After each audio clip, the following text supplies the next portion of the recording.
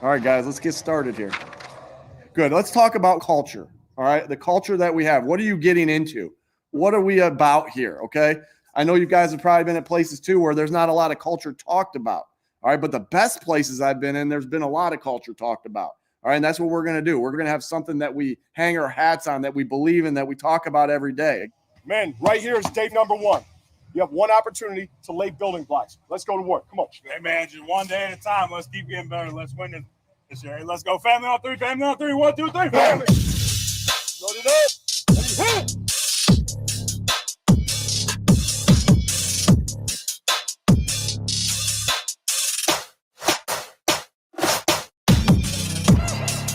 And I think it goes back to the core values and build on the values that the organization has already had. What we talk about in our core values, we talk about connecting, competing, accountability, football IQ, and fundamentals, and just build on that. Exhale, exhale, exhale. Yes, right there.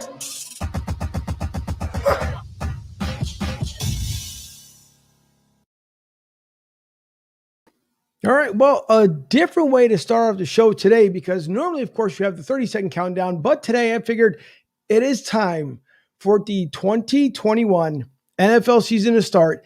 The Eagles are about to get it kicked off here this upcoming weekend. Of course, the Thursday night game of the week is between the Cow Chicks and the Buccaneers, so they will be on at 7:30 this upcoming Thursday. I guess to be polite, I should say the Cowboys, but we'll still call them the Cow Chicks anyways, because they're everybody knows who the Cowboys are. But besides the point, the Eagles are kicking off their season in Atlanta this upcoming week on Sunday, 1 o'clock start. That should be a lot of fun. We'll be at Goose's Media Pond up there in Limerick, Pennsylvania. Now, a little weather update as far as when it comes here in Florida. We're expecting a tropical storm to come through the area, so I hope to make the flight back home this weekend so we can do the show live. But worst case scenario, I'll be here in Tampa live from the LG Direct Sales Solutions Studios.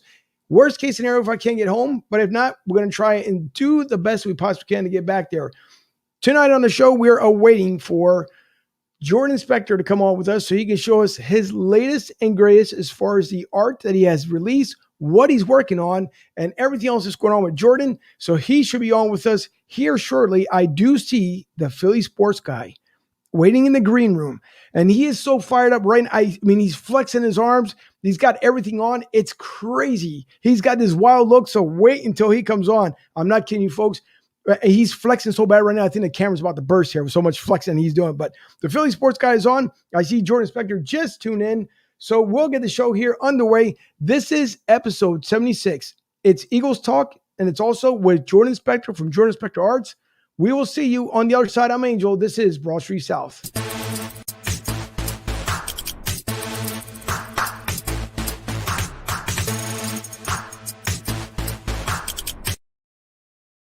You see him dancing in the background. It is the Italian sausage himself, Vito Corleone.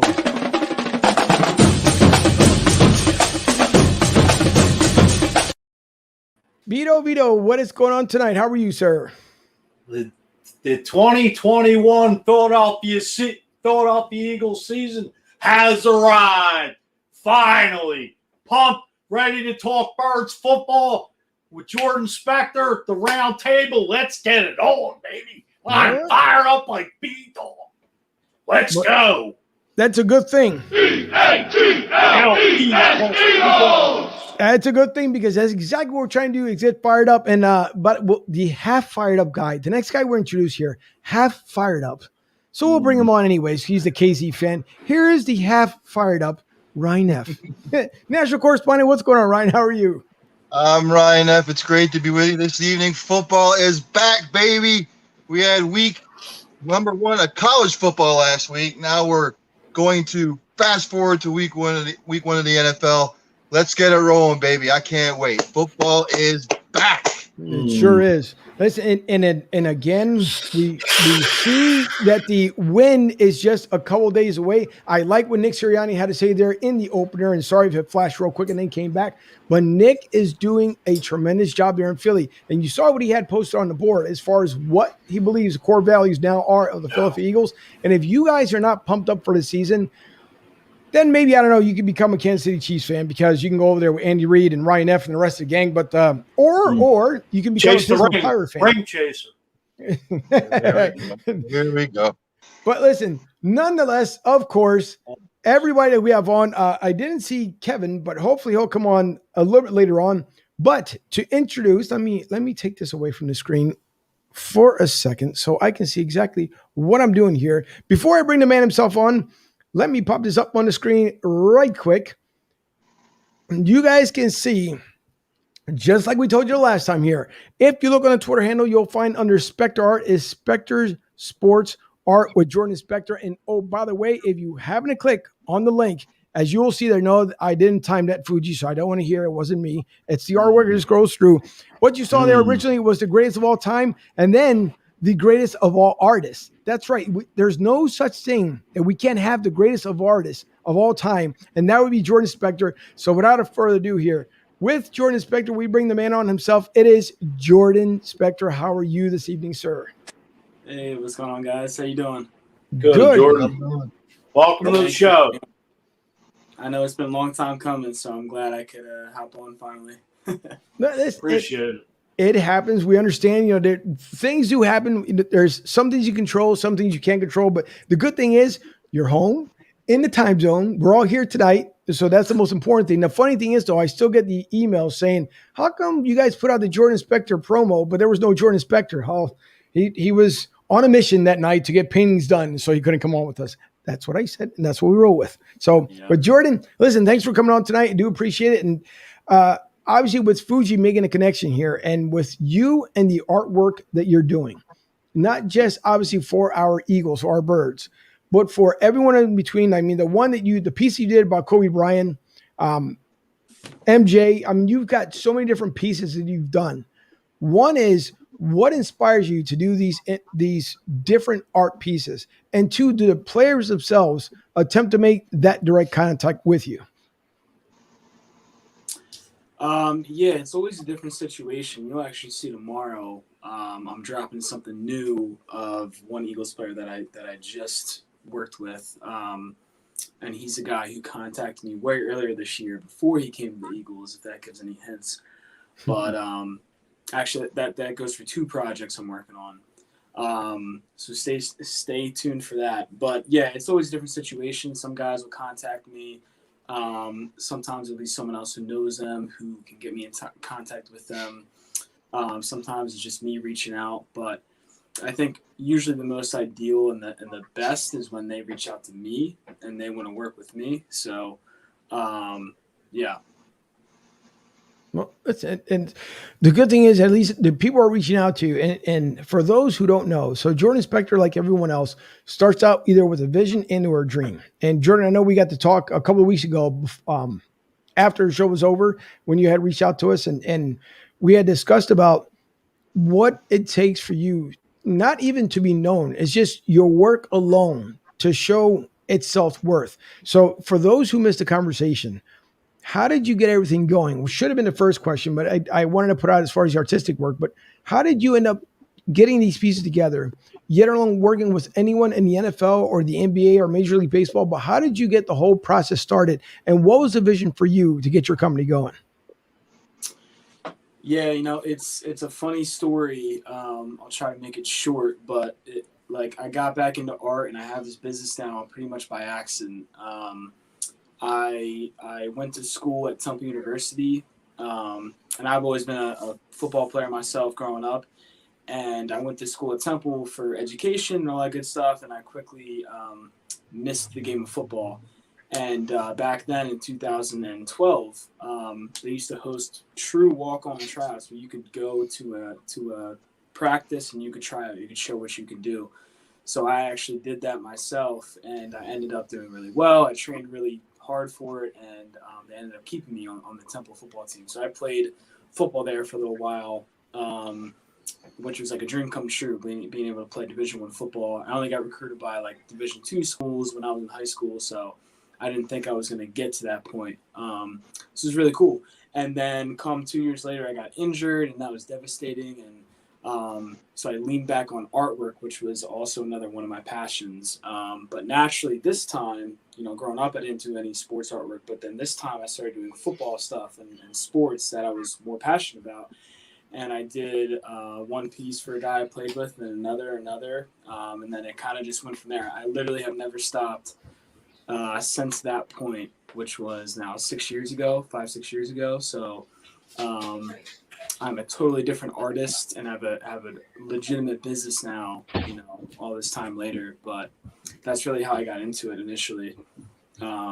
So coming from the mindset of a previous football player plays a lot into my artwork as well, not just from a artist standpoint, but from a previous athletic background. But the interesting thing is, though, Jordan, is that, again, even though you may have not been able to fulfill as far as your athletic career, but it's funny how things work where you're able to at least fulfill another career, and that's by showing your artistic side. And some people, it's easy in this world to get discouraged and say, you know what, I'm just going to throw in the towel because I didn't do what I wanted to do. But at least you gave up, or not gave up, without giving up, I should say. Your athletic career, you're able to process it in a way where you're still known now, and you've yet to be known as far as everywhere. But the nice part about it is that people are starting to know your artwork. Obviously, within the piece that's even behind you there on the wall, down by the link. If you guys haven't seen it, you can see Jordan's artwork, and it's amazing the details that you put together. Because we've seen, you have guys who do street art, you have guys who do sidewalk art, but it's talented. Because you give me a brush, a paint set, and numbers, and I'm good. Other than that, as far as doing the lines and everything else, like everybody else, I can't do it. But then again, I've never applied it, those kind of mechanics. But for the details you put in there, it's amazing work you do, Jordan. And I think where people should be able to see you and recognize your work, obviously other than the website or find you here on Twitter, is just reaching out to you. Because it could be, like you said, you got at least athletics where you're drawing your different art. But could it be, let's say hypothetically, if someone's getting married, or you're talking about even something from 9/11 that's coming up here next week, or this week actually on Saturday for 20 years. Is there a special craft you end up doing? I mean, is it just sports, or can people reach out to you for anything as long as they talk to you in detail of what you can do for them? So I used to do all types of different artwork, and I love taking on different challenges, different stuff other than just sports. But probably 2-3 years ago, I really started to hone in on my niche, which is sports, and really not only sports, but my style of the way that I create my work, which I feel like is pretty unique, and trying to just bring out the energy that I see and the emotion that I see in sports and that I take away from it. So that has become my main focus. I take on very few commission jobs now. I'm just too busy, and I only have so much time to create so much artwork. So right. I have to be very careful where I dedicate that time, and I'm just to the point now where I'm not. I turn down work like that. But sometimes I do hand off work to other talented artists who are still trying to build their name up and get more business themselves. So I'm always happy to try to send people in a good direction, which I do that a lot too. So now it's more so just sports. Jordan, as far as the painting you did of Drew Brees and Peyton Manning, how did that come about of you meeting them? Did you reach out to them, or did somebody see your phenomenal work and got in touch with? So those totally different situations. For the Breeze, I already had a ton of contacts from the Baton Rouge area because early 2020 I did this piece of Joe Burrow from Smoking a Cigar that blew up down in that area, went viral, and it was an amazing thing that happened for my art business.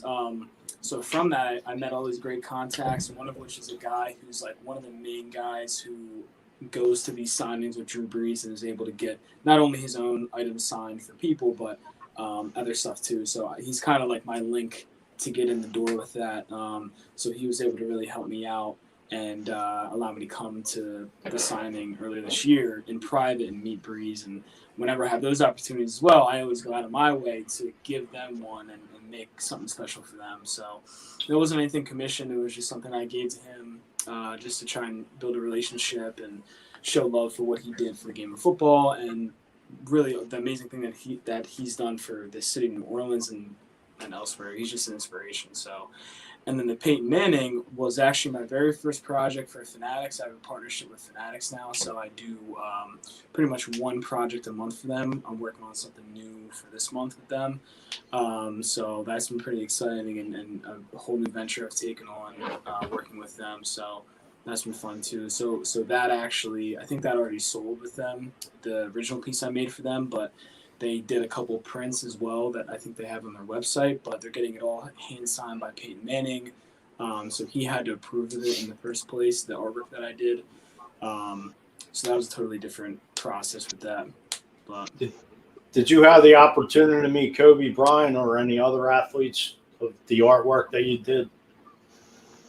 In the past, yeah, not Kobe. I wish. I didn't even have a Kobe piece prior to him passing away, unfortunately. But when he passed away, it took me about 2 months for me to really even be comfortable with doing something of him. But I knew I had to do something in a tribute manner to what he did for the world. You know, the inspiration that he created. But yeah, I've met plenty of other guys. Brian Dawkins, I worked pretty close with him. I'm actually doing a project with him coming later this season. I've met Bryce Harper. I played with a bunch of guys I played with at Temple or in the NFL. I've done work for them. Deion Dawkins. I know he's one. Yeah, Deion Dawkins, Tyler Medikevich, Hassan Reddick, Nate Hairston. Temple has put out good products in the past. They have a lot of guys in the NFL. But yeah, there's other guys too. I'm just blanking right now. Are you friends with Sean Bradley, linebacker of the Eagles? No, he's a little younger. I don't really know him too well. I know he's Temple grad. That's why I was asking. So yeah. Nope. Mike Pachano, Mike Klein, by the way, the official founder of Philly to South here in Tampa, which the home of our fan base from Broad Street South and Philly to South. Also at Tampa Joe's, which is our other sponsor, 9316 Anderson Road in Tampa, Florida. And he says, Jordan, you should paint a mural at Tampa Joe's, home Philly to South. We can make that happen, which is, you know what?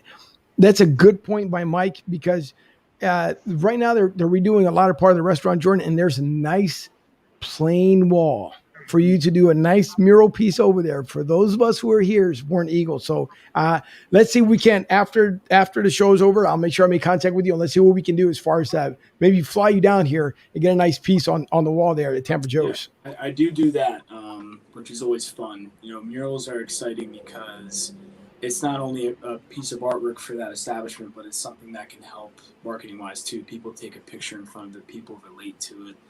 And it just kind of helps spread the brand of whatever that business is. So those are always fun to do. But yeah, let me know. Feel free to reach out. Jordan, how long did it take you to do the On the Road Victory piece behind you? Too long. About 2 years. About 2 years. This obviously is a little replica behind me. You guys have probably seen, and maybe people watching this too have seen the original, which is 15 feet long. You know, that was not a straight through process. That was on and off, working on it for 2 years. If I were to have done it straight through, working on it every day, which I don't think I could have handled mentally, probably would have taken like 7-8 months. But yeah. Did you have the opportunity to meet with Jeff Lurie about that painting? I mean, it's just a phenomenal piece of artwork. No, for any diehard Eagles fan. Yeah, I appreciate that. I hope to come into contact with the right people there. I have a couple contacts of my own that are trying to help me make that happen. I think ultimately my end goal, my dream with this, a lot of great things have already happened, but I'd love to have that reproduced in the stadium in a public place, just like how the Philadelphia Phillies dream scene is in the Philly stadium. And I know that artist too. He actually helped me. He helped coach me on how to do a project like this. So it'd be amazing to kind of match that status of getting it into the actual stadium. I mean, that would be amazing. You know, that's my dream, really. That piece is actually in the Diamond Club, I believe. The Diamond Club. Yep. Right. That would be phenomenal. They can put that at the link. Yeah. I mean, You don't got to pay me for it. You don't got to do anything. Just put it there. Put my name on it. That's it. right. No, there's So, George, when you get an idea in your head of what athlete that you want to do or the inspiration comes, could it be anywhere? Could you be walking down the street and you see something that you'd be like, man, you know what? If I could just get a hold of so and so, that would be fantastic. If I could just get a hold of this person over here. I mean, where does the idea come from? You know how artists normally say, like musical artists, they'll go to sleep and then all of a sudden they'll have a dream about a little riff in their head, and they have to get up and they've got to go and hit the tape recorder and they've got to play it, and so it stays fresh. So where does it come from? I've learned to not look for it. I let it come to me, that inspiration. Or if it is something coming to me, like from Fanatics, for example, I need to take that extra time, which I found is really, really helpful and really helps my art be that much better. And that time is to watch highlight film and watch past times of that athlete and really like dive into who they are on and off the field, and just like tap into like why people care about that athlete or what it is about them that's exciting, so anytime I'm doing a new project, that's really what it is for me. And then once something clicks, like if I can get something to click right away, that's when I know I have something big coming, so it just seems to happen. It takes time sometimes, and it's a real patient game, and I'm not the most patient person either, but I've learned to be patient and let the ideas marinate, and once it's there, once I know what I want to do, then I can get after it. So yeah, does that answer your question? Oh yeah, big time. Sure. There's a couple of questions, Jordan, that a couple of people have here. Robert Keller Jr. says, Jordan, what was your first piece that got you noticed? For me, and it's still one of my most popular Philly pieces, I think largely because of who the athlete is, but the Brian Dawkins thing that I made 2015 or 16, still to this day is one of my most popular. And I'm really proud of that.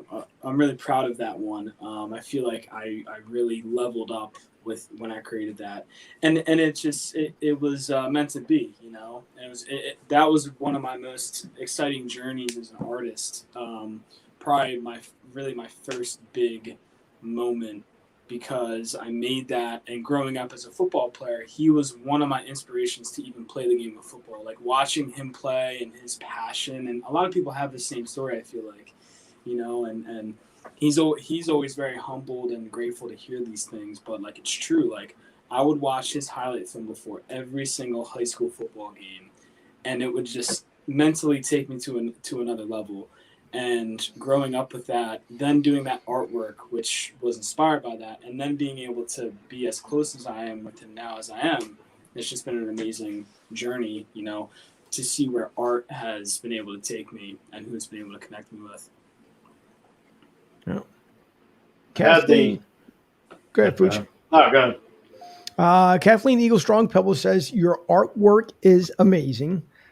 She also followed up with that our birds would absolutely love your artwork. And then she's probably referring to one, obviously, at the link, and then at Tampa Joe's. Also, there was another one here that I noticed. Joey B says, good stuff, Jordan. Very nice work. But Rick that asked, when did you realize your talent? It's hard to put a stamp on when I realized it. It was more just a hobby for me growing up. My dad is a very talented artist, creative person.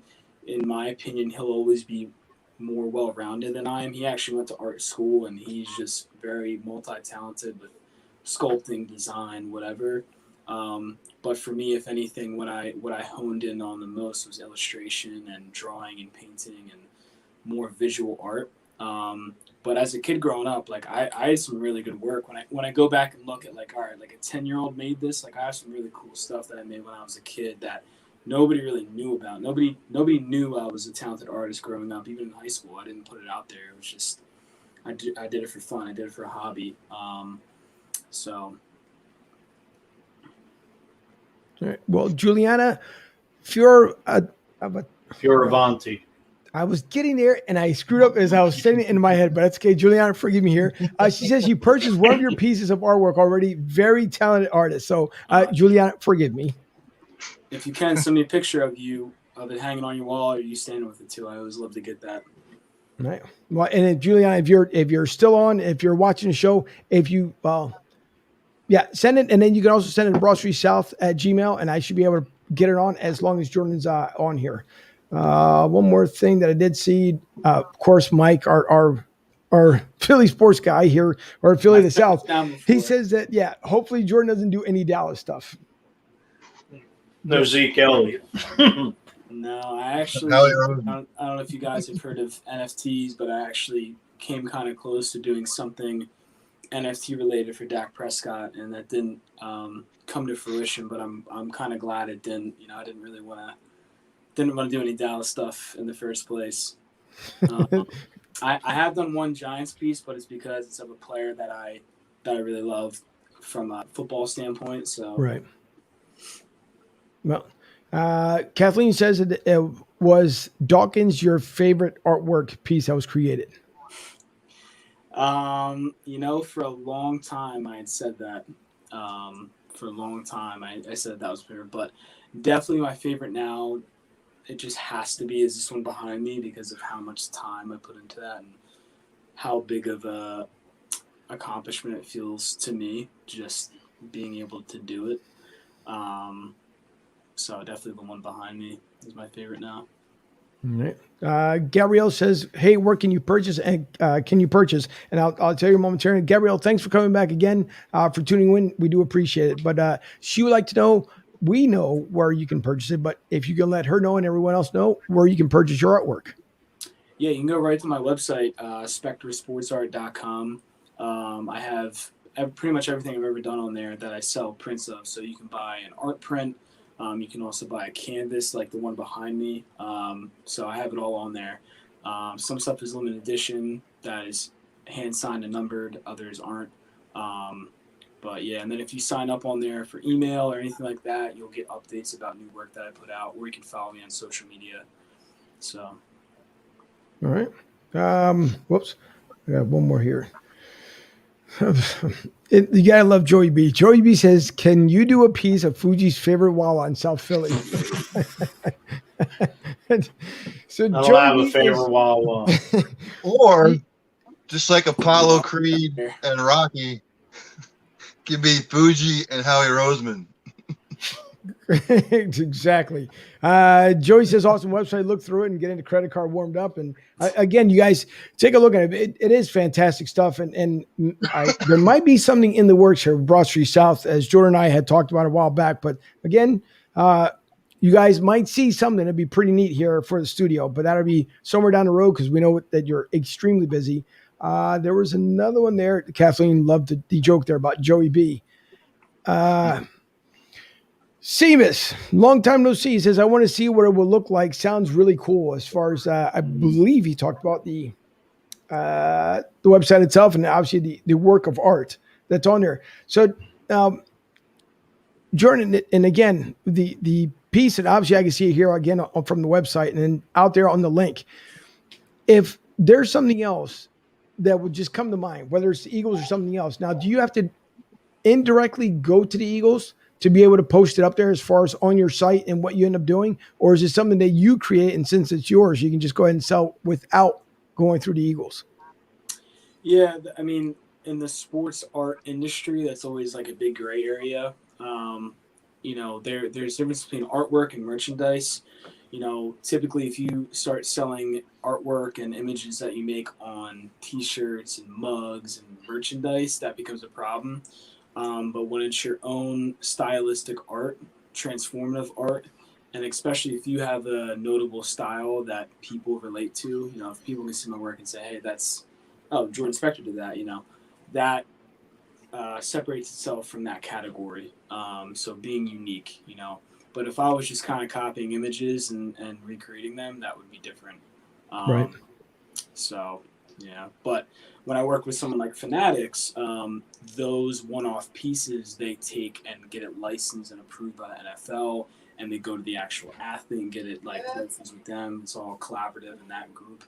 So those are a little different, but in those pieces, like purposefully, I have all these different logos and all these different things that I have to pay homage to, and things that I can't include either. So those are a much different process, but I'm a lot creative and transformative with the other work that I create. So.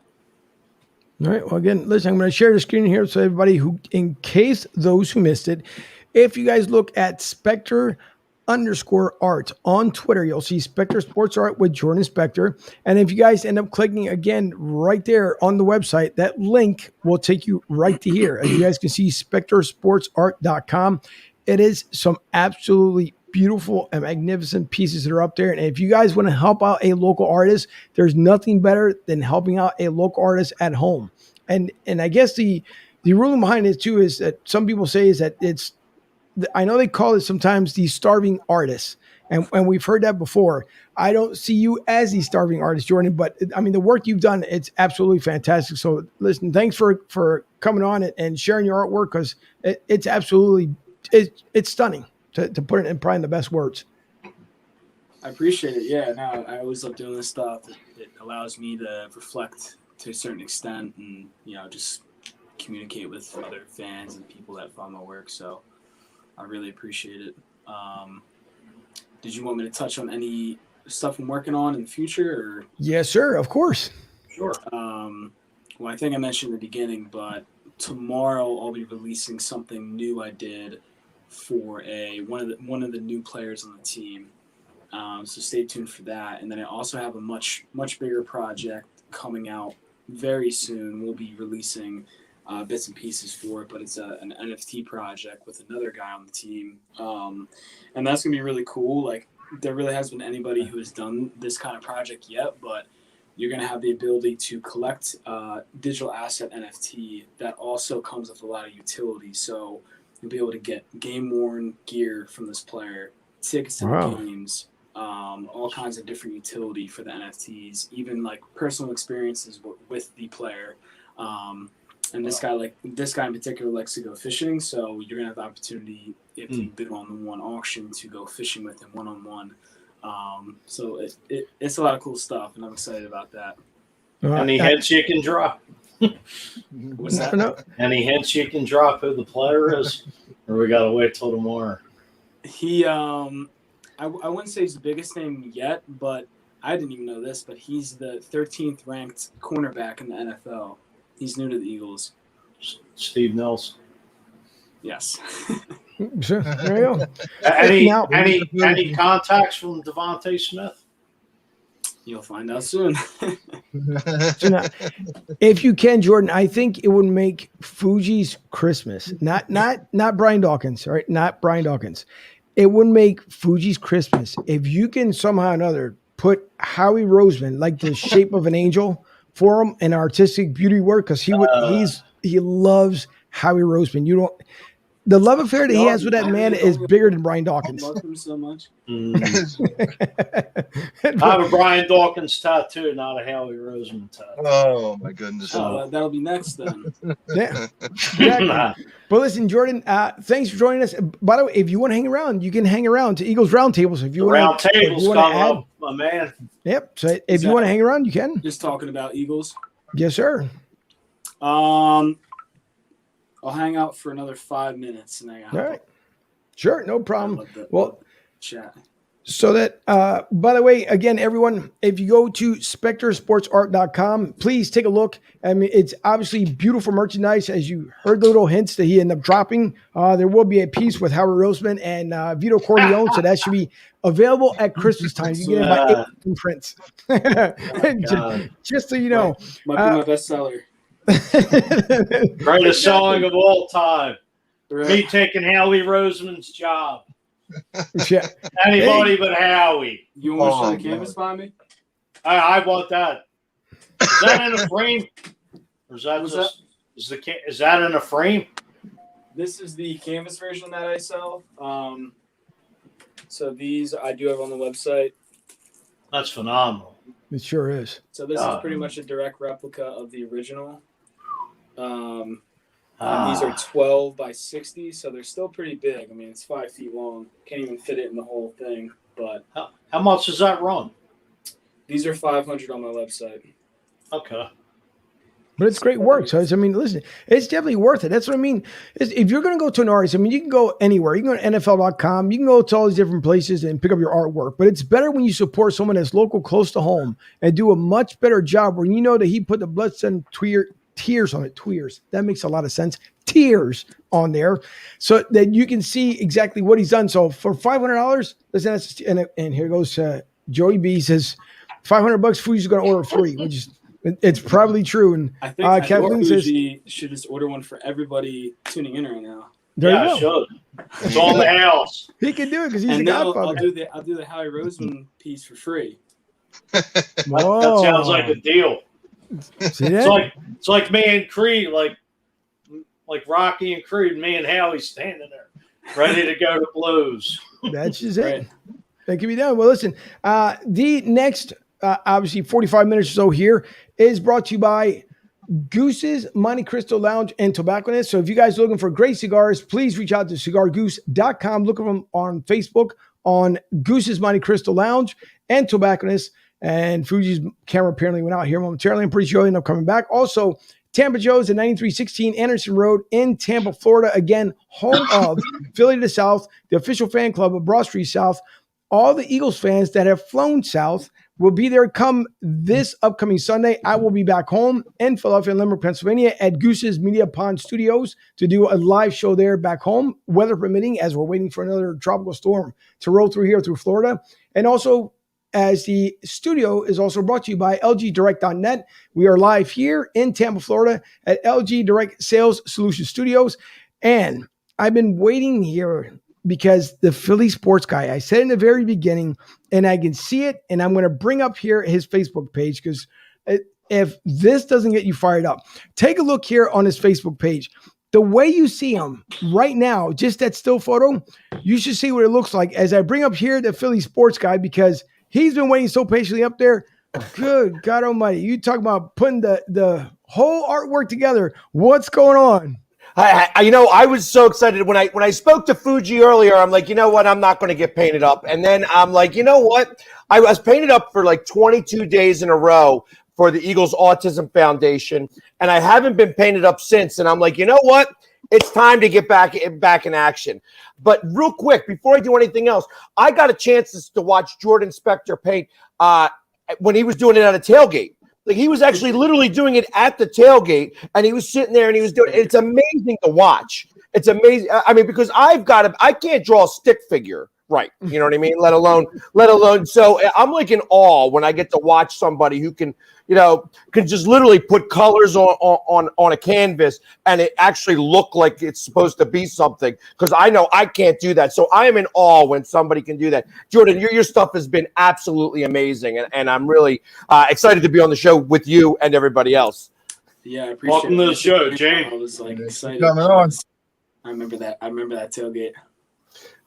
Yeah, it was amazing to kind of watch you. I mean, I spent like 5 minutes sitting there, and I'm like, I gotta walk around, or else I'm gonna be sitting here just watching you paint the entire time.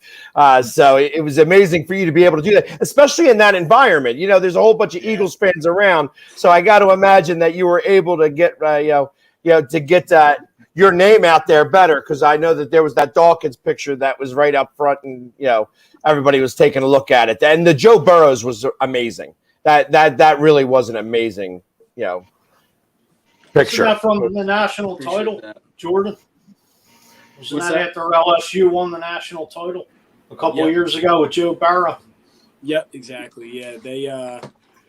I just was following him through college, and I loved not only his game, but how he carried himself. And you heard stories of him even before the championship game, his phone broke, and the coach was worried about getting him a new phone. He said, "Don't worry about it. I'm focused on the game." Stuff like that. You just love to see and hear from a guy. So, once they won, I saw that picture. Somebody sent it to me. They're like, "Dude, you got to do this." And then a bunch of people started saying, "Yeah, you got to do some of this. You got to do some of this." So I did it, and it blew up like crazy. It was awesome. So, To now bring up the next set of guests that we have here, patiently waiting in the green room. One is Tom Kelly from Patterson Avenue Fanatics. As I see him set up, and by the way, when you guys see Tom Kelly come up, he looks like he's actually at like a 94 WIP with everything set up here. As I paint the picture, because by the way, if you're listening to this on the audio podcast, come tomorrow, you'll get to hear visually what I'm trying to paint the picture for you. But he looks like he's ready to go on air. All he needs is the on air sign right behind him. Looking fantastic. It is Tom Kelly from Patterson Avenue Fanatics. Tom, how are you this evening? Gentlemen, what's going on? Thank you for having me. Oh, Welcome to the show, Tom. Thanks Appreciate for coming it. on. Glad to be here. So I've looked into those on-air signs, by the way, Angel. I'm just throwing it out there. I've looked into those. well, put it up there because believe me, the next time when you come on, it'll be the same way. That way, we'll see the on air in the background as you come on. So, Absolutely. great job by you.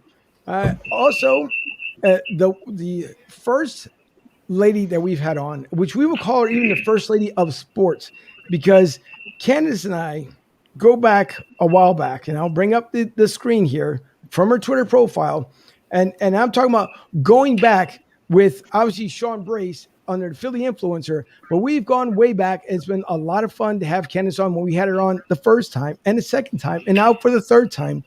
It is our sports queen, Candace. Candace, how are you this evening? Hey guys, how you doing? Thanks for having me again. No, Always down to talk about Eagles football, you know. Thanks for coming on. Oh, you're welcome. And as he squares, like, you know, Hollywood Squares here is filling up, I'm going to squeeze in yet two more people. The next one being here, the other lady that we've had on as well. Let me bring that screen up so you guys can see. Bree from Sports Stellarium Podcast. And Bree has done so much within the last couple of months. If you guys don't pay attention to her Twitter handle here, that you guys end up seeing at your host _Breezy, everything that she has done, like everyone else, touches gold, because Breezy is doing everything she possibly can to get her career not only to the next level, just to surpass everyone. And she does it, by the way, by taking care of her daughter at the same time. And it's absolutely amazing what Breezy does. And Breezy, how are you this evening?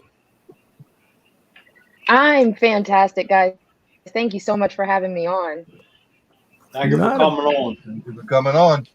And then the last guy that we hopefully will fit in this last square here, Brian Reese. It's almost like the very final drum roll we end up having on there. Ryan used to be with Phillyverse, has now come to Philly Sports Alliance. He's changed a couple things, but it's the same great show. And I will once again bring up the screen here so I can give him his due diligence here on Facebook. So if you guys end up following on Facebook, Philly Sports Alliance, media news company, Ryan and his crew do a great job. It's almost all like they're on 7 days a week at this point. But anytime they're on, they always do fantastic work. And with that being said, we add the final square here to Hollywood Squares. It is Ryan Reese. Ryan, how are you this evening? I'm doing very well, Angel. Thanks for having me on. I see you saved the best for last. Yeah. There you go. What's up, Brian? What's going Thanks on, for everybody? coming on. Thank you very much for having me on. It's honestly a privilege to be here with everybody. Listen, thanks for everyone coming on tonight. And Joey, I want to go back. I want to go back to one of his comments, and I waited until everybody came on until after the interview was over, because there was one he put in. Go back and take a look, because there was one was he said he couldn't wait to hear when Neff and around until he always goes deep, but there was one more funny one to hear in there, and I want to find it. So pardon me for a second. Nope, wasn't that one. Debbie. Oh my God, so many comments that came in. I got to go back and take a look at it now, which then ends up screwing me up. He put some. Oh, here it is. I see Fuji as a pottery art kind of guy, like Swayze and Ghost. So if you guys can, just to paint the picture here for all you guys, again, let's do the podcast. Just remember when Patrick Swayze was in Ghost. So just picture Fuji's body there with Demi Moore, and then just doing the artwork. So I'm pretty sure that's what Joey's getting to. But listen, everybody, we know that the Eagles season is coming up, starting up this Sunday. We expect great things from Nick Siriani. Nick Siriani's saying a lot of great things that we want to hear, and what he's doing. He's got basically like 6 rules that the Eagles are going to try and follow this season for what he carried over when he was at Indianapolis Colts. So starting with Nick Siriani, and I guess I will start Candace for here from the ladies. Nick Siriani, he's got a good following coming from Indianapolis. Obviously, we see a brand new coaching staff that comes along with him, should I say, not with us. But Nick is putting together probably one of the better teams that we've seen in a while, maybe since the 2018 Super Bowl champs here, or 2017 Super Bowl champs. What are your thoughts when it comes to Nick Sirianni and what we've seen so far to date before the game gets underway on Sunday? I guess so far with Nick, I mean, you do see like he's a coach's son aspect coming out of him because he's very detailed. Every player talks about how he's a great teacher. They've been very vanilla in the preseason, so people are doing a lot of speculation on how the offense might look. He's come from obviously Indianapolis. He's done some other things, but we haven't really shown much in the preseason to just try to project. Are we going to be 12 personnel, 21 personnel, things of that nature? So I think his, like you said, his core values, the commitment to discipline and building that sense of brotherhood is great because, like you said, in 2017, the team really stuck together. So I think he's instilled that great culture here. Well, how it translates to the field, we'll see. It's very early. Months ago, we thought Zach Ertz wouldn't be here, and now he's the number one tight end.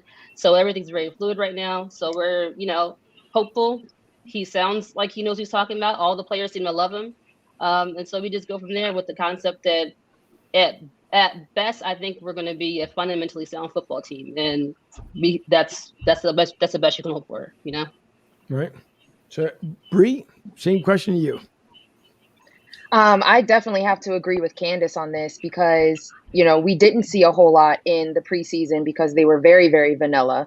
And I mean, we watched a lot of Joe Flacco and Nick Mullins, which if I could get my time back, I would request to get the time of my life back for watching that.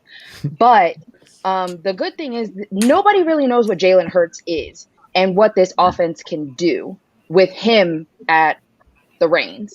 So I think maybe being vanilla during the preseason is their advantage in the regular season. But again, we'll see what happens on Sunday when we go against the Falcons and all of that. But I think this Nick Sirianni, as much as people want to put doubt in a new head coach, I think he's probably going to be the thing that turns this franchise around. So we'll see.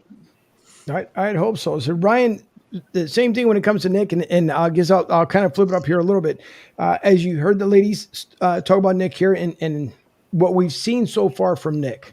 We also know that he put a video together, and it's on YouTube.com under the Eagles. And he talked about as far as coming here to Philly, the drive coming in over the bridge, how he loves the city and how much he believes in it. Do we put all of our marbles in at this point? And this will go around the board for the rest of the guys here. Do we put in our marbles with Nick Sirianni and believing, at least hoping that we will have, let's just say, at least over a 500 season this year? I mean, that's tough. As everyone said so far, we really haven't seen anything, to be perfectly honest. I think we all have a little bit of concern because, let's be honest, last year, I don't think many people knew of this guy. He's come in, he's said some good things. He seems like a real energetic guy. And honestly, I think that's going to work fantastic for the younger players on this team. My concern is how he is going to relate to the older players. Not sure exactly how that's going to gel, but I'm liking what I'm seeing. I'm more of an optimistic kind of guy. So I have hope. I have the hope that he will be able to do good things. I just don't see the 500 season or above 500 season. But honestly, I don't even care about the win total this year. I really don't. I just want to see progress in our young players. I want to see, steps moving forward. And I have hope that he can do that. All right. Tom? Yeah, I guess all your chips would have to be in the Ciriani basket or your marbles at this point. We really don't have a choice. But I think his best chance is, one, the element of surprise, because much like in the Chip Kelly era, they came out of the gates firing.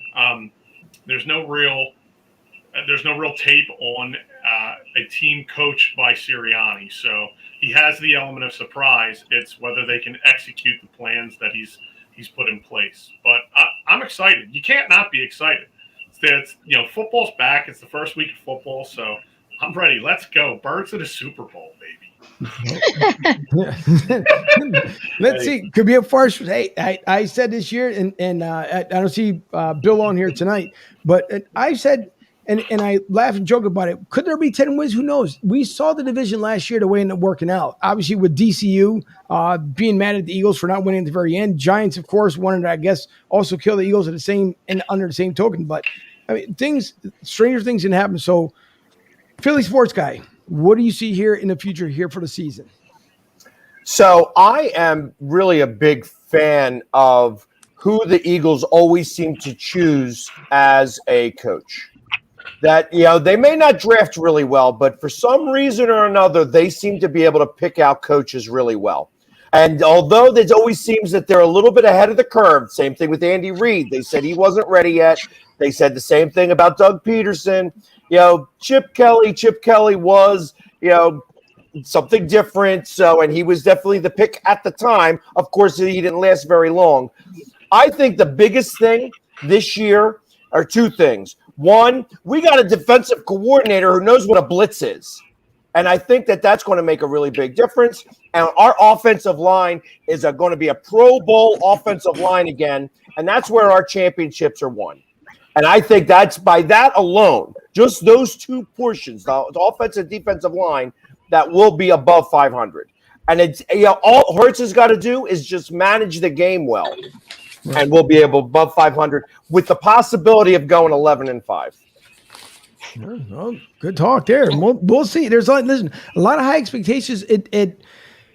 Stranger things have happened here in the NFC East. We've seen it before. Can it happen again this year? Who in the heck knows? But I know there's a lot of high expectations from this entire group and this organization. I think Brandon Graham, Fletcher Cox, these guys have probably been the most relaxed that we've seen. Again, if I got to refer back to 2017 team, but it seemed to be performing probably at the highest peak. And now, again, that's preseason. We're talking about during practice, but we'll see what plays out on Sunday, because one thing the Eagles failed to do in the last two seasons is either A, of course, they come in ready to play football. It seems they're going to pull away with the win and take the loss.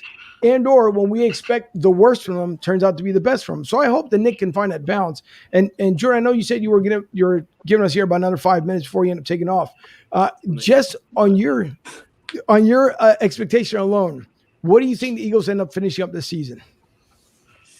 Well, I hope they can do at least 11-5. I'm leaning more towards like 9-7, but I like to not get my hopes up too high. But I do like what Philly Sports Guy said. Pretty much everything he said, actually, I think I strongly agree with. And I also feel like Nick Sirianni is a younger guy, and he seems to be relatable. And you also see certain players hinting at the fact that they seem to be having more fun and they seem to be more relaxed. So hopefully that is a good thing. But I think it all starts in the trenches on O-line and D-line. So to have a lot of that in a good place, I think is a really good thing. And like you said, having Hurts be like more like a game manager is all he should have to do, really. So.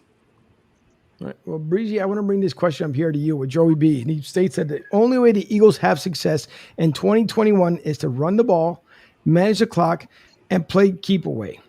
Last week, we had on Mark Farzetta from the Farzi Show. And one thing that Farzi kept talking about was that the Eagles were not going to run the ball as much as everyone would like for them to see to do, because he's saying it's more of a pass-happy league. So your thoughts, Breezy, on what do you think the Eagles, do they need to run the ball more, or are we going to be looking for more passes out of Jalen Hurts? Well, I mean, honestly, the Eagles are going to run the ball more this year than they did last year. Period. You have a healthy Miles Sanders. He obviously didn't get the workload last year because Coach Peterson got scared. So he got trigger happy, which meant everybody was passing the ball 60, 70% of the time. So why not go with the glue that this Eagles offense is built on. You got Miles Sanders. You have a very mobile quarterback in Jalen Hurts. You've got a 1-2 punch in Kenny Gainwell and Boston Scott when Miles needs a rest. Why would you pass first and run second when you have that good of a group right there? I mean, I know, Devontae Smith, he's going to get his regardless. Jalen Reagor is going to get his regardless. Quez Watkins is going to get his regardless. But I think the only way this offense really thrives this year is if they stick to the run game. And we saw what could happen when Miles Sanders gets 20 plus touches a game. He's up over 100 yards. So we know what can happen when he's at the realm. So I just hope they stick with the run this time and not get pass happy. Listen, but again, things can change as the year progresses, but you're absolutely right. What you stated is completely correct. And we'll see. Matter of fact, week 1, we'll revisit this after the week 1 win, which we hope against Atlanta. But we'll take a look because I agree 100%. There should be more of the run ball this year than we've seen in the past 2 seasons. Again, Doug did what Doug did, and we wish him well wherever he goes to from this point forward. But you're absolutely right. We do have our 3 running backs. I won't call them the 3-headed running backs because we're not at that point yet. But we do have at least a good loss of words here. But for our running backs, for what's proven, what we saw last year from this team coming up to this year, seeing what we've seen in practice, seeing what we've seen in preseason games, there's no reason why Nick Sirianni can't prove this team with the core running backs that we have. I know at one of the other shows that I was on a couple of weeks ago on Steel City Renegades, they had mentioned to see who's going to be the starting running back. And at the point, I didn't state who it was because Nick wanted to see what all 3 were planning on doing as far as was going to retain the start he had last year or was going to be a whole different starter come this year. So I think the Eagles are doing, again, their diligence the way as they should with their running backs, but I do hope to see a lot more coming from that. And Candace, I want to go to you for a minute because Joey B had put that Minshew is the best quarterback on the Eagles roster right now. And it's proven. Now, I don't believe that. I'm pretty sure you don't believe that as well. We've heard Is he drunk? It could be. Great coverage. He could be drinking out there in Denver. My God. The mustache. The problem is that everybody for those who don't know, obviously Jacksonville, where everyone goes to retire before they go to London and become the London Jaguars. But Gardner Minshew, it was a Minshew mania with the whole stash thing and everything else. He was supposed to be the next coming out there with the Jaguars. Well, it didn't happen because obviously we saw the the young man from Clemson, now become the starting quarterback. Eagles decided they want to make Gardner Minshew the 3rd quarterback here on the team after Joe Flacco. Jalen Hurts, for whatever other reason, it seems like, Candace, that he's just not getting, and I don't want to use not getting the word as far as I respect, but as far as it seems like everyone is not sold on what Jalen Hurts can do. What is it that people are seeing that we don't see from everyone else that they just don't say that Jalen Hurts, I won't say is a damn good starter, but at least a good enough starter to see where he can take this 2021 team to? I don't know if I want to say half of it is like the media when, their reaction to bringing people in more than it is what people are convinced to do. Because I watched Jalen was on First Take this morning and they asked him, what was your first reaction when you saw Gardner Minshew, get the phone call? What was the first reaction when you saw that come across your phone? And he was very calm, like, well, they told me before they did it. Of course, because this guy was voted the captain yesterday. So, of course, he knew that Gardner Minshew was going to come. And so I think it's more or less the media and the fans' reaction to how the franchise itself has reacted to previous quarterbacks, We obviously shuffled in quarterbacks before. We've had the situation last year with Jalen being drafted. So I think this is more, when you look at it from an outside perspective, and a franchise who constantly wants to be the quarterback factory, as Howie so put it, that there's a belief that no quarterback here is on like real good standing. So with that kind of viewpoint of the franchise really doesn't commit hard to quarterbacks in recent years, then of course they're going to poke holes and they're going to say, well, the second this guy goes, that's why they got Gardner Minshew, who has done nothing, by the way, in the NFL. Gardner Minshew hasn't won anything. I mean, maybe a GQ magazine award. But I don't know if he's done nothing. But when you look at, if you're an outside, I see why Jalen gets all these questions, because the franchise committed to a guy long-term for multi-millions of dollars, and then for a second-round pick in. Obviously, when we were Vic, when we still had McNabb and other things, you know, we got Kevin Cobb, we got Nick Foles. We've done this shuffling of quarterbacks. So I think more than anything, I don't think it's the fan bases. I really think is confident to wait and see what he can do. You have a new system, you have a new coaching staff. You're prepared to wait and see what he can do. We're constantly getting the questions of, is he going to take the reins, et cetera, because he keeps getting asked, because he goes on like ESPN, Stephen A. Smith or somebody will say, well, what do you think about? And of course, there's a reaction to that. But I think it's mostly because the franchise itself just doesn't sit still at that position. They want to be the quarterback factory. And this is what you get when you have that kind of mindset. No, it's absolutely true. As I see Tom Kelly live here in the studio, Tom, just to feed off of exactly what Candace said when it comes to Jalen Hurts, again, the not getting enough accolades, not believing it, as Joey B had put it out there, and we're seeing what he's going to. Oh, hold on. Speaking of, so Joey says, I take Minshew over Daniel Jones in New York. Yes, I'm a Giants fan, North Jersey born and raised, now living at Mile High. So you know what it is? Self-explanatory. It also sucks. Everybody would take Minshew over Daniel Jones. Are you kidding me? Are you kidding me? Yeah. No. What does that mean? That means nothing. That means absolutely nothing to me. Joey, I take $5 or $1. I still can buy a milk at McDonald's. So like, what's it like? Who cares? They both suck. Congrats. So, well, Tom, I'll turn it over to you as far as your thoughts when it comes here to Jalen Hurts. Dude, man, rough crowd in here. Look, Hurts has proven that he can do good things under the spotlight. Will it translate in the NFL? We got a sample size last year. I'm looking forward to seeing him for the full off season. Working out with the team, taking the number one's reps. I'm excited. Extending plays with his leg, but I'll be interested to watch him.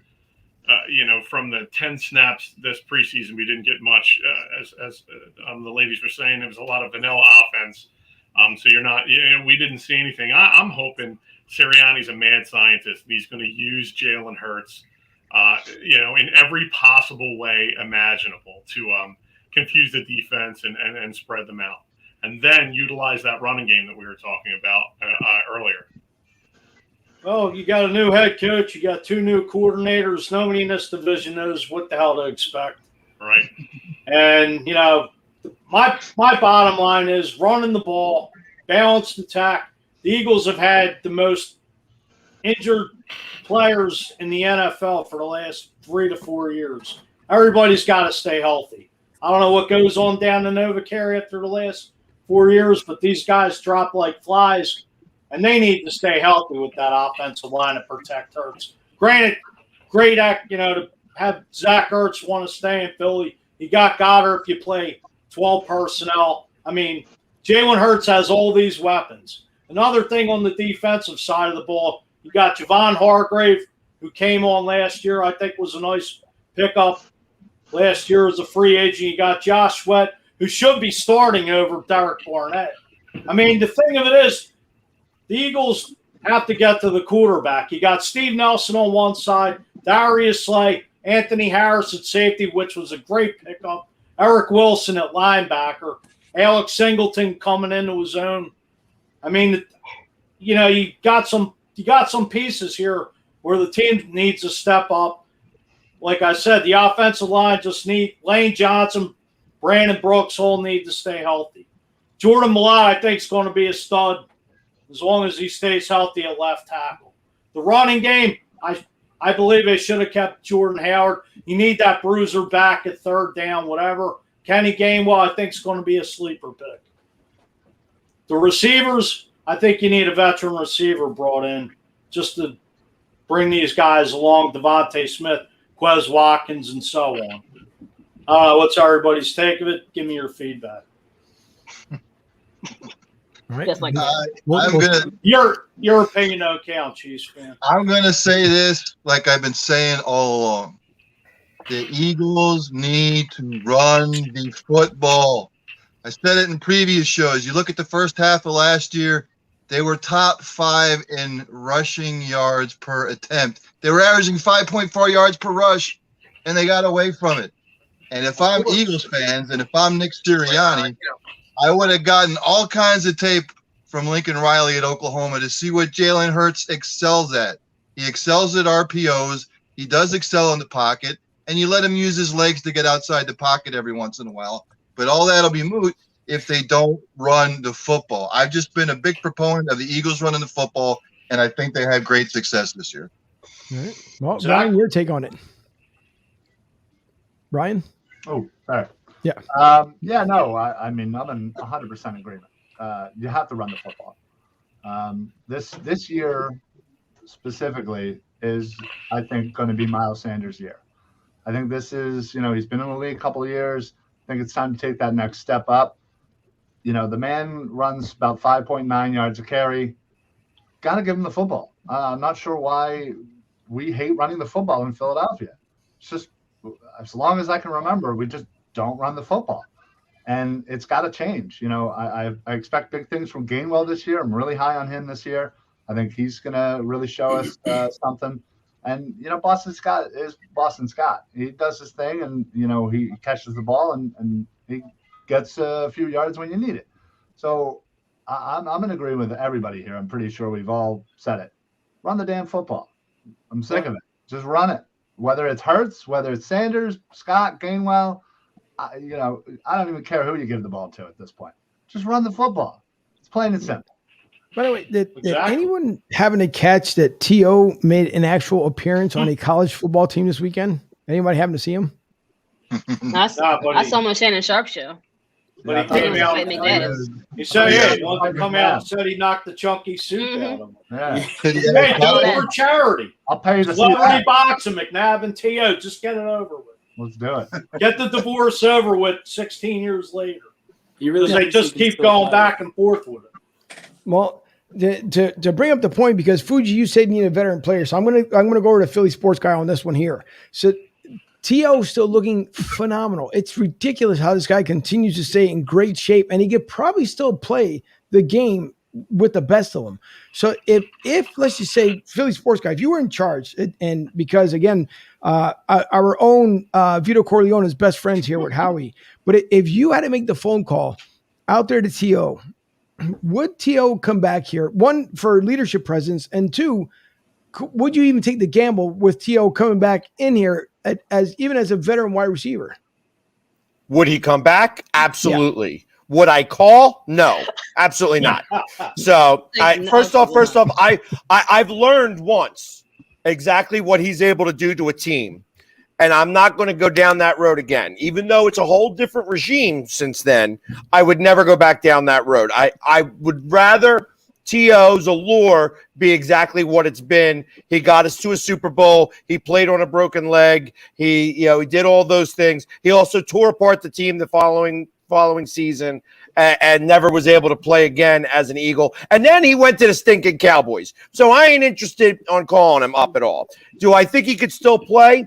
I absolutely believe he could go to Jacksonville right now and make it there on that team, without a doubt in my mind. So I think that I think that the one thing that everybody is discounting is last year we were told that this team had a tremendous amount of speed and we never used any of it. The one thing that I wish that they would bring back from Andy Reid's era was the fake reverse Deuce Staley up the middle play, because that play started the play action pass. And I feel like that's why they got to run the ball. They got to run the ball because they got to get to the play action pass. And if they get the chance, I've been touting this guy for the last 2 years. Quez Watkins is the fastest guy on the field, bar none. He's almost the fastest guy in the entire NFL. I'd put money on him against some of the fastest out there in the NFL. When he gets out on that field and he starts stretching that field, it's going to make a very big difference. We're going to see a lot of the speed that we did not get to see last year, and it's got to start with the running game, but I don't think it's going to be 60% run, 40% pass. You're going to see a good mix where it's 50% and where the play action pass is actually going to work, rather than last year where we faked the play action because we never ran the ball.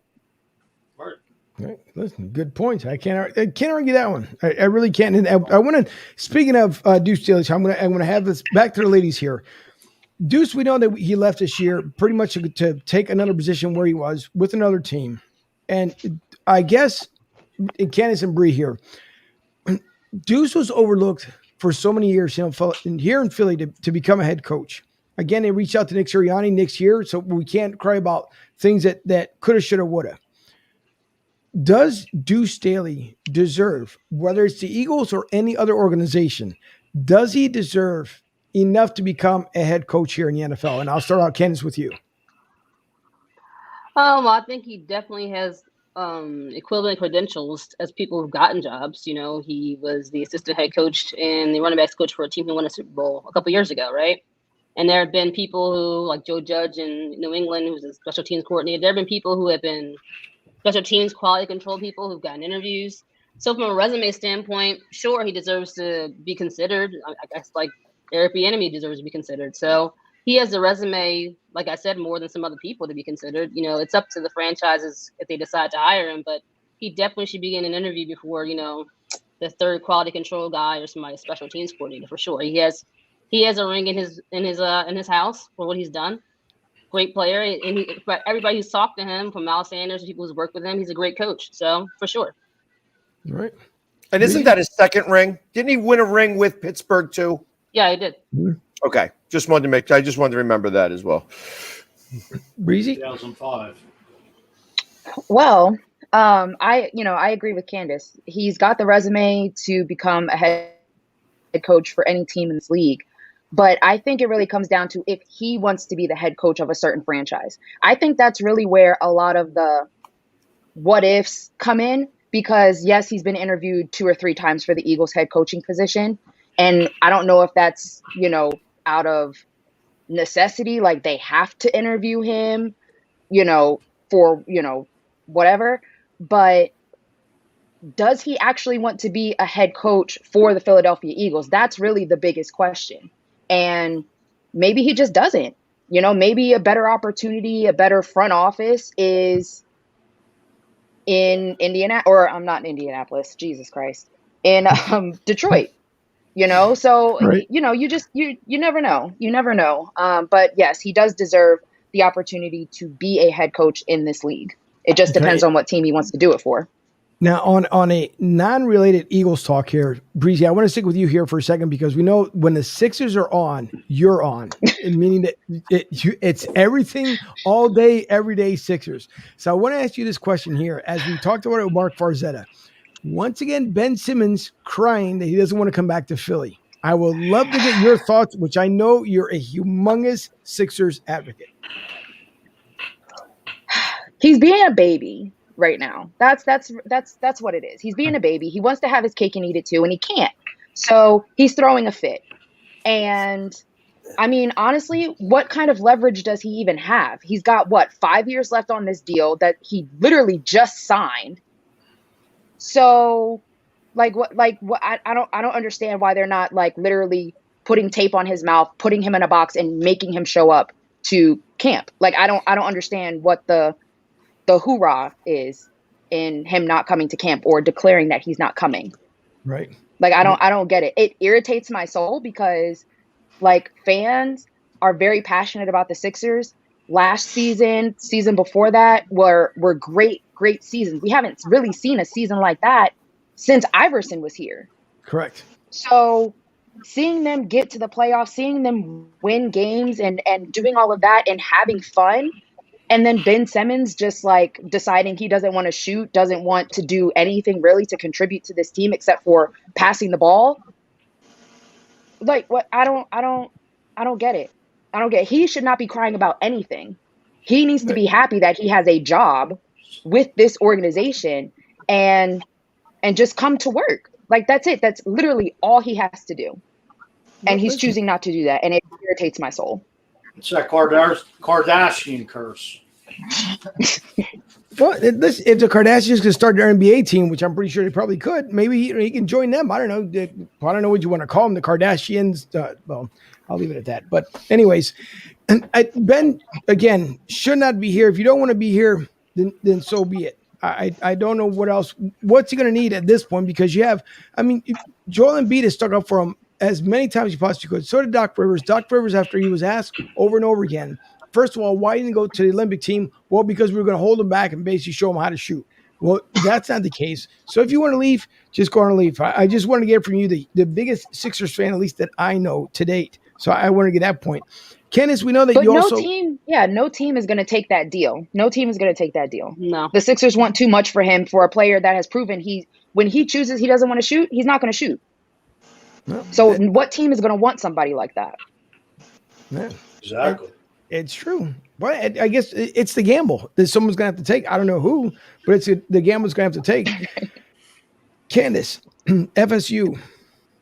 What happened? You mean Miami? Yeah.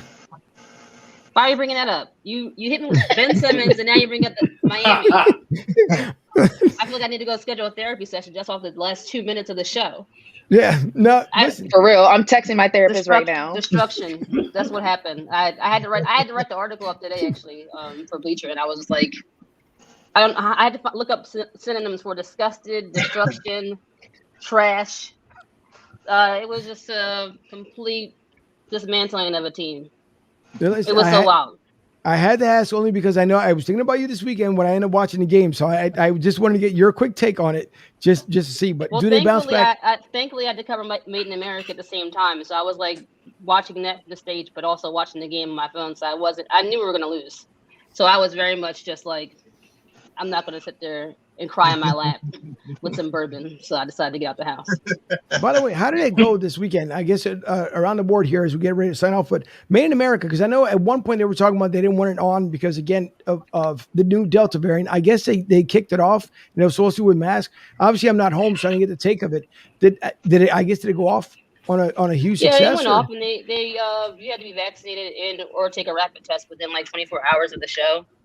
And so they had to verify that with the Clear app that they use like to send the imaging to the server. So it was very much a situation where you were either vaccinated or not, you know. Okay. Well, listen, everyone, I like to thank everyone for coming on. I know Jordan has a lot of things going on here, so I want to make sure that we get him signed off here properly. Jordan, one more time, if you don't mind, where everyone can find you and your artwork. You can follow me Twitter, Instagram at Spectre Art, Facebook as well, Jordan Spectre Art, and then my website, SpectreSportsArt.com. Released a lot of stuff this month with Steve, like we talked about, and another cool one tomorrow. So appreciate everybody following and appreciate you guys having me on. No, not a problem. And then Candace, where can everybody find you? I'm on Twitter at Candace R. McLean, CANDIS R. McLean MCLEAN, and I'm covering events. Philly influencer. I do food writing for Philly and the Infatuation. I just started freelancing for the Inquirer for events and guides like that. So I'm around, and that's Candace R. McLean on Twitter and on Instagram. But when you see Brace, by the way, I've been trying to reach out to him many times. I know he's trying to get back to me. And I know he's extremely busy, but when you reach out to him, tell him if he can give me a buzz. I'd appreciate it. Breezy, where can everybody find you? And by the way, can you share with everyone the accomplishment you just made? It seems like a couple months ago. Well, first you can find me on Twitter at yourhost_Breezy. You can follow the show on Instagram as well at Sports and Stilettos Podcast. A couple of months ago, I finally got my bachelor's degree in psychology. So that is done. I start the master's program in January because I feel like I have too much free time. So why not get another degree?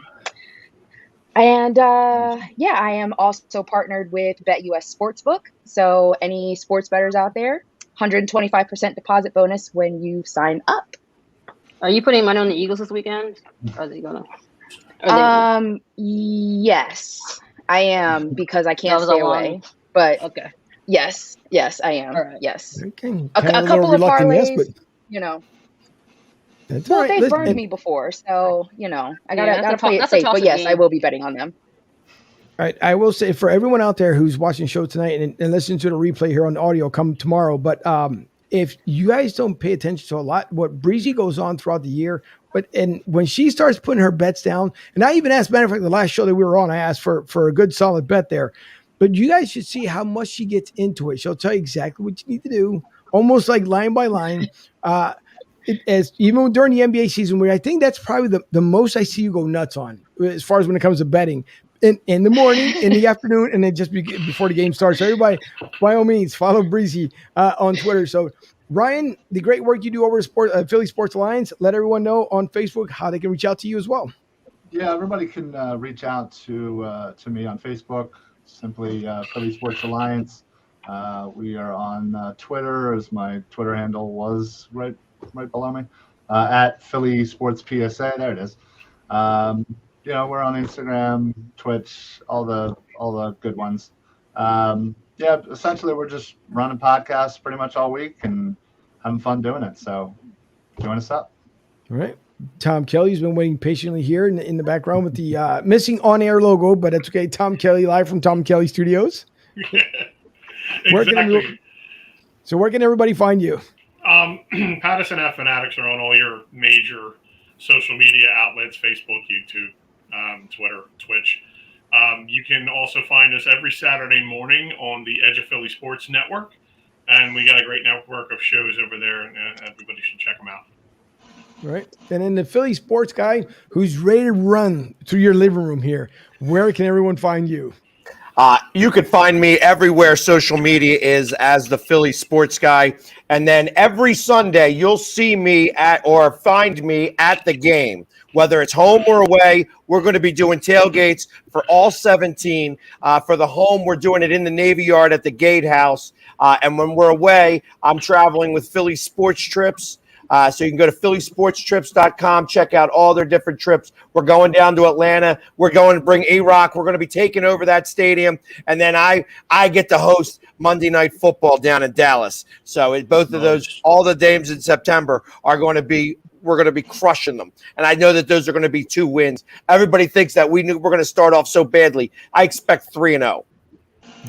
I'm just saying. Oh, wow. Okay. So just the last question is for everybody here real quick. Tom, Jordan, starting with you, what do you think the Eagles' record would end up being this season? You said the record? Yep. Like I said, I want to say 9-7. All right, Tom? 10-7. That extra game this season. All right. I forgot about that. I'll go 10-7 then. Okay. Philly sports guy? I said 9-8. I'm going to stick with the 9-8. All right. Ryan? I'm going to go 8-9. Oh, oof. All right. Sorry. Breezy? You want optimistic me or you want reality me? Reality. No, I want both. Put on a parlay, by the way. Okay. All right. Optimistic me. Eagles are going to be 13-3. That's it. No, 13-4. 10-4. Okay. 13-4. Reality me is 11-6. Yeah, 11-6. All right. And saving the best for last year, Candace? I think we're like a 9-win team. 9-8. 9-8. Okay. Yep. All right. I figured about 10-7, 9-8. So we're kind of like somewhere around there. Yeah, but optimistic Bree. Wow, 13-3. Holy moly, 13-4. Yes, wow. yes. You know, that would be amazing. Okay, hold on. If that's the case, before I end the show here real quick, then if we're going 13-4, we got to do a bet. It doesn't have to be anything major, nothing silly, nothing else like that. So, and since Jordan's on here as well, we got to. All right, you know what? I'll come back. I'll ask Jordan, Breezy, and everybody else here off air. We'll come up with a bet since Optimistic Bree is looking at 13-4. Maybe either we can put a bet together for a charity or something that we can do at the end. So I'll think about it afterwards, and I'll get back to everybody. But listen, everyone, thanks for the comments tonight. For everyone tuning in, we do appreciate it. Joey B, just real quick here, KC. He says, "What do you think about your Chiefs at 12-5?" I'll say they go 13-4, but they do not make the Super Bowl. Okay, well, you heard it here first. He goes 13-4. Joey says, if the Eagles go 13-4, I'll shave my head on air at the end of the season. There's a bet. There's a bet. I want that written down in a contract, my man. Guaranteed he'll do it. It's the best. So he'll end up doing it. Listen, for everyone, thank you so much. Again, we were live here from the LG Direct Sales Solution Studios. For Debbie, my producer there in Studio B, for my national correspondent, Ryan Neff, for my co-host, Mike Fuji, and for the entire panel coming on tonight, we do appreciate everyone coming on. Thursday night, we will have AJ from Rough Cut Sports talking about the Atlanta game, the pregame, before the actual show starts this Saturday. If you guys are in town, by all means, please go up to Goose's Pond Studio. We will be up there at 250 West. Good Lord. 250 West Ridge Pike in Limerick, Pennsylvania, at Goose's Cigar Bar. So see us from 11:30 up and leading up to the game time. We will see you there this upcoming Sunday. Next week, I'll be down there at Tampa Joe's with Philly of the South and the entire Philly of the South Eagles fan club at 9316 Anderson Road in Tampa, Florida. And great job tonight by Joey B. Everyone have a nice evening. Thanks, Joey B. Thanks to everyone tuning in tonight. We will see you all on Thursday. Have a great night.